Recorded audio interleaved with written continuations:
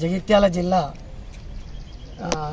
Social welfare గురుకుల పాఠశాల part time teachers అందరము నిన్న సెక్రటరీ గారు అలుగురు వర్షిణి గారు మా సెక్రటరీ గారు అనుకోకుండా మా విధుల నుండి మమ్మల్ని తొలగించారు. అయితే మేము 2016-15 నుండి గత 15 సంవత్సరాల నుండి ఇందులో తాత్కాలికంగా పనిచేస్తున్నాం. ACT, PET, HS, subject teachers అందరం గత 15 సంవత్సరాల నుండి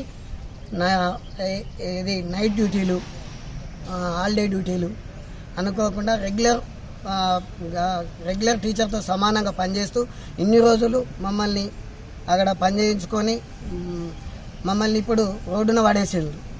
అయితే ఆ సెక్రటరీ గారు తీసుకున్న నిర్ణయంతో ఇప్పుడు మా ఫ్యామిలీస్, మా కుటుంబాలన్నీ రోడ్డున పడ్డాయి. ఇప్పుడు మాకు ఏంటంటే మమ్మల్ని మళ్ళీ తీసుకొని మమ్మల్ని పార్ట్ టైం అనేది తీసేసి కాంట్రాక్ట్ అవుట్సోర్సింగ్ విధానంలో మమ్మల్ని తీసుకోవాలని మేము కలెక్టర్ గారికి మేము వినయపూర్వకంగా వినతి పత్రం ఇవ్వడానికి వచ్చినాం.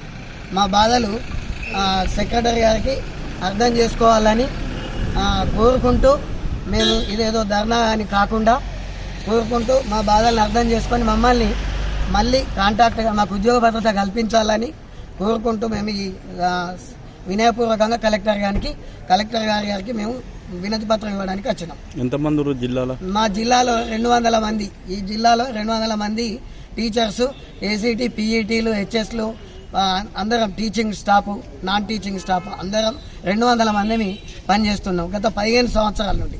తెలంగాణ మొత్తం మంది 6,000 మంది తెలంగాణ మొత్తంలో.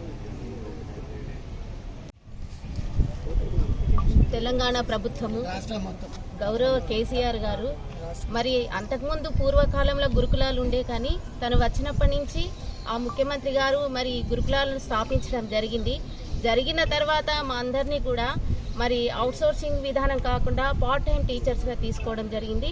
ఎగ్జామ్ రాసి కూడా మేము కంటిన్యూషన్ అవుతున్నాము. ఇప్పుడు అనుకోకుండా మా అందరినీ కూడా మరి రోడ్న పడివేయడం ఇది ఎంతవరకు కరెక్టో నాకు అర్థం కావట్లేదు. మా అందరి అసోసియేషన్ తరఫున కూడా మమ్మల్ని మళ్ళీ కూడా రిన్యూవల్ చేస్తూ మరి మన సెక్రటరీ గారిని కూడా మేము అందరం కూడా విన్నవించుకుంటున్నాము. అట్లాగే కలెక్టర్ గారు కూడా అందుకే రావడం జరిగింది. వినయపూర్వకంగా మా యొక్క పత్రాన్ని మేము అందజేస్తూ ఉన్నాము. మళ్ళీ అందరినీ విధిలోకి